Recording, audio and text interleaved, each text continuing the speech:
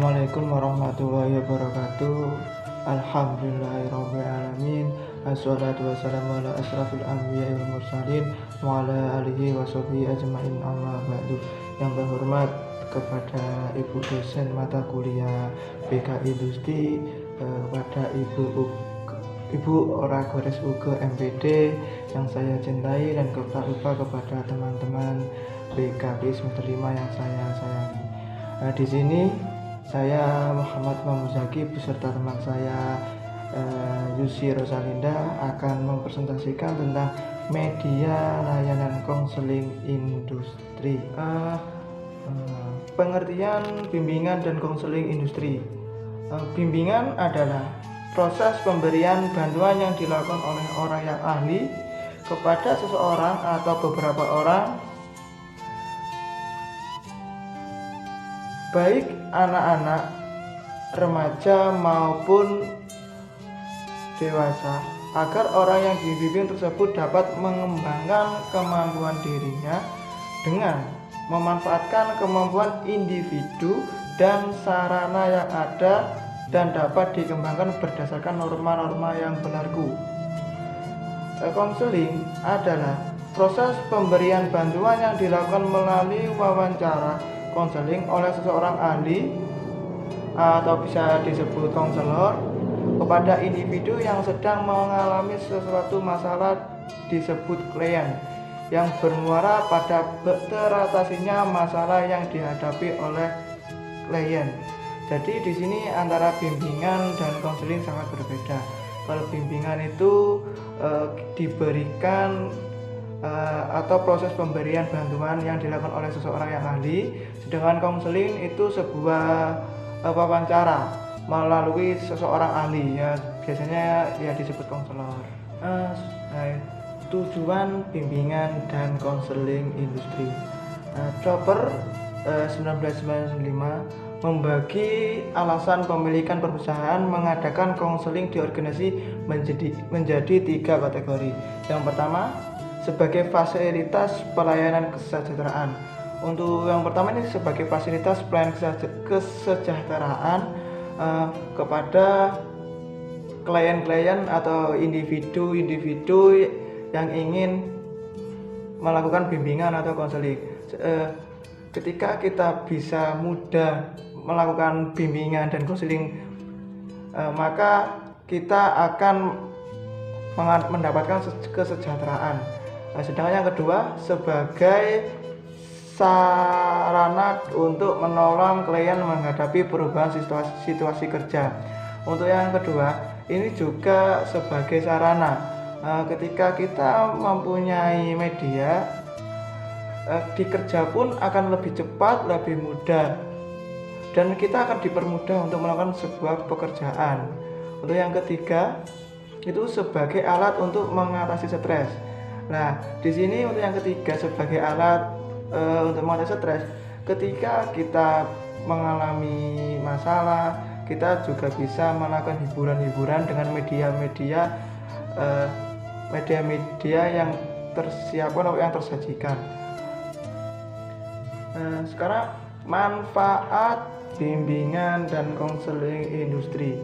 Manfaat adanya bimbingan dan konseling industri sangat diperlukan, seperti dapat meningkatkan efisien, motivasi, kepuasan para pekerja. Selain itu dapat juga bermanfaat untuk meneliti dan menganalisis perilaku manusia sebagai konsumen. Di sini juga memberikan efisiensi kepada klien dan konselor. Untuk bimbingan dan konselingnya juga sebagai motivasi dan kepuasan, karena mendapatkan kepuasan karena seringnya mendapatkan motivasi dari seorang konselor. Terus manfaat menganalisis perilaku manusia. Jadi ketika kita sering berkomunikasi melalui media atau sering interaksi melalui media, itu juga akan sebagai penelitian untuk menunjang kesuksesan sebuah bimbingan dan konseling. Fungsi bimbingan dan konseling industri. Yang pertama, mempelajari perilaku manusia di dalam lingkungan kerja, khususnya dalam pelaksanaan tugas pekerjaan.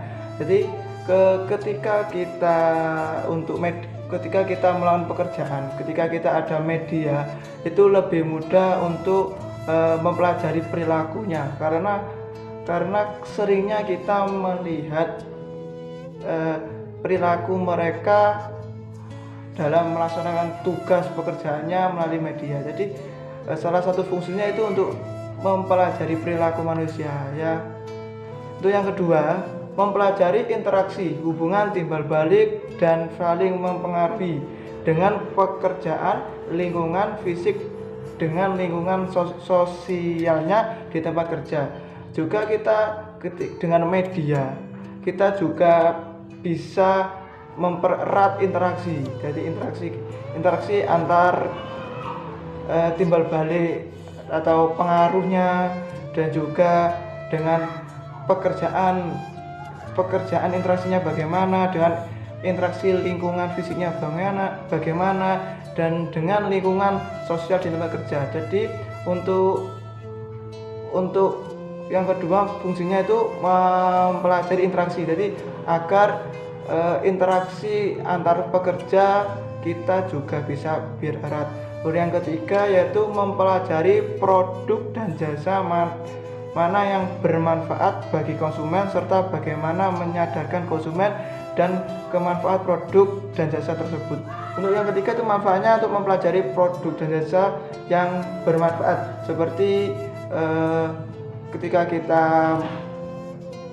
menggunakan media, antara konsumen juga nanti akan ketahuan mana produk yang baik yang mana dan jasa yang baik yang mana.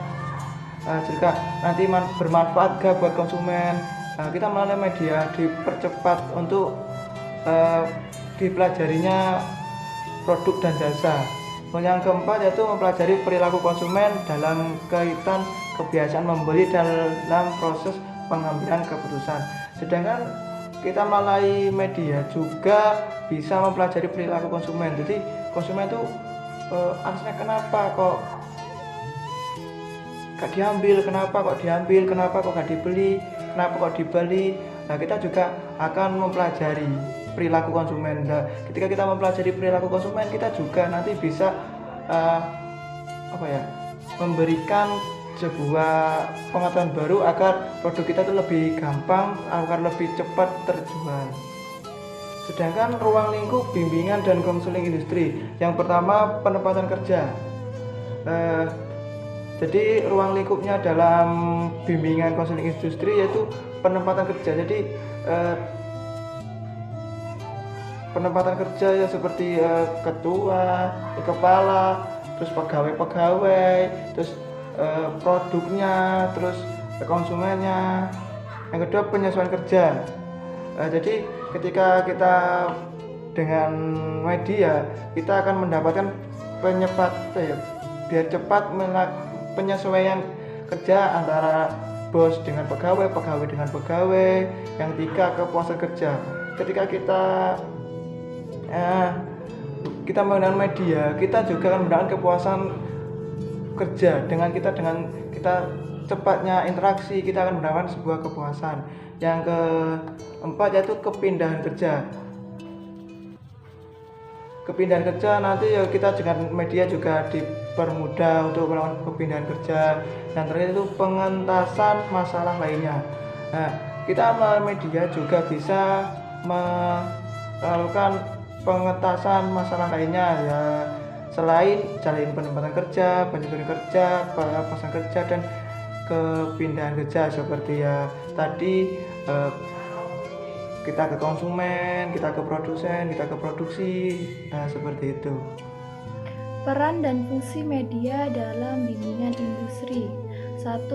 Mempelajari perilaku manusia di dalam lingkungan kerja khususnya dalam pelaksanaan tugas pekerjaan.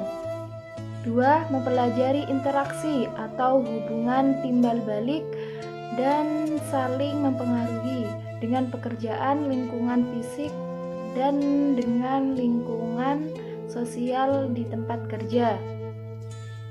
Tiga, mempelajari produk dan jasa yang bermanfaat bagi konsumen, serta bagaimana menyadarkan konsumen akan kemanfaatan produk dan jasa tersebut.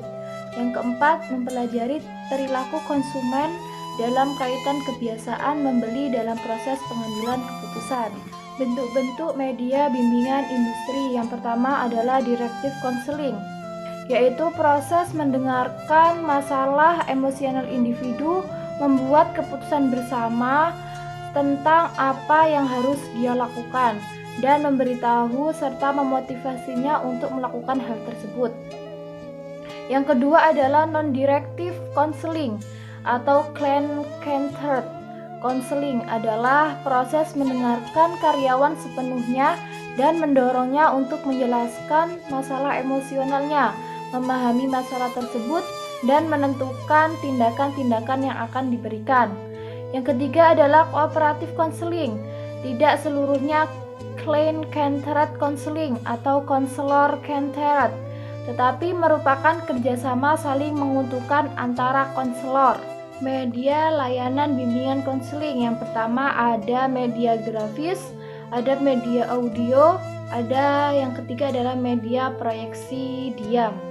Peran bimbingan dan konseling dalam layanan media yang pertama sebagai fasilitas pelayanan kesejahteraan, yang kedua sebagai sarana untuk mendorong klien menghadapi perubahan situasi kerja, dan ketiga sebagai sarana untuk mengatasi stres. Itu saja yang bisa saya sampaikan. Mohon maaf apabila kelompok kami dalam menyampaikan materi media layanan konseling industri terdapat kesalahan atau kekeliruan.